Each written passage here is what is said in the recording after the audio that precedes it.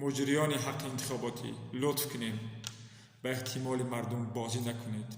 امروز فضای تاجیکستان این گونه است. از کوچه ها، پس کوچه ها، از شهر بگذرید، در و دیوار، بازار، دانشگاه، مکتب ها، کارخانه ها، مسجد ها، حاجت خانه ها، در خاطر همه جا بوی انتخابات می دهد.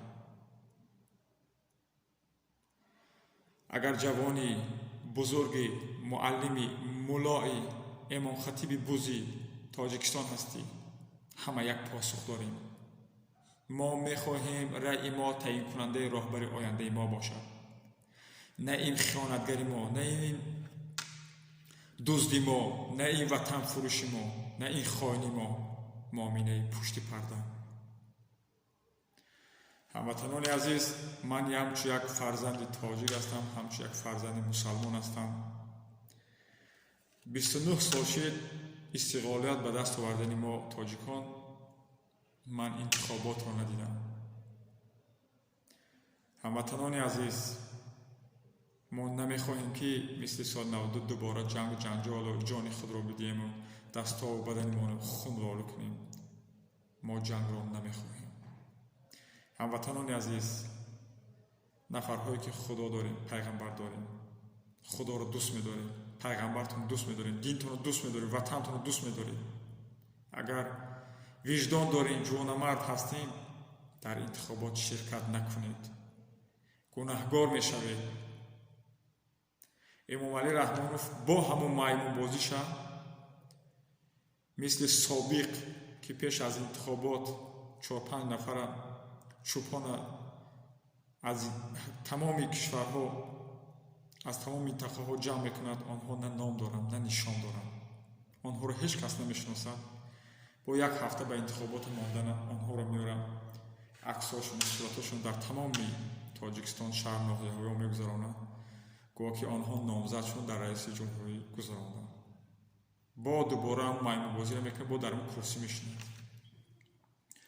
هموطنان عزیز، اگر شما بخواهید در وطن ما انتخابات بگذرد، بخواهید عدالت برقرار شود، آزادی برقرار شود، مسجدها واز شود که کودک‌ها به مسجد بروند، مدرسه ها واز شود، مردم درس بخوانند،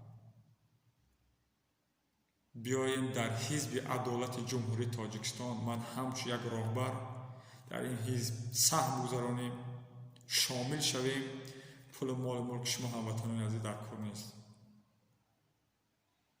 من همچون یک راهبر حزب عدالت جمهوری تاجیکستان، هموطنان عزیز بیاییم همون نفرایی که وجدان داریم، جوانمرد هستیم، وطن دوستدار هستیم، دین دوستدار هستیم، تیاق بگیریم، کمان بگیریم، تیز بکنیم، بیاییم در پهلوی من جوانمرد رو ایستاد بشیم.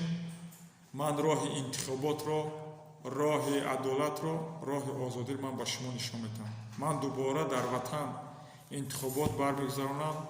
من در وطن عدالت برقرار میکنم، آزادی را برقرار میکنم، مسجدها را واز کردم برقرار میکنم تا اینکه انسانیت به وطن من میارم.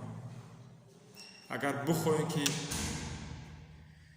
ما ملت آسوده و سربلند باشیم، با وجدان با ناموس شویم، با ناموس باشیم، بیاییم در این حزب عدالت جمهوری تاجیکستان هموطنان عزیز شامل شویم. من پیش میدارم هر چیز خواستم به خاطر خود در وطن من انجام میدم، به خاطر خدایی که ما و شما را امر کرد، به خاطر الله من در وطن همون کارهایی که شما میخواهیم من را انجام میدم. انتخابات برقرار میشه، عدالت برقرار میشه، حقوق بشر، قانون، همه چی انسانیت دوباره در وطن ما برقرار میشه. السلام علیکم و رحمت الله و برکاته هموطنان عزیز.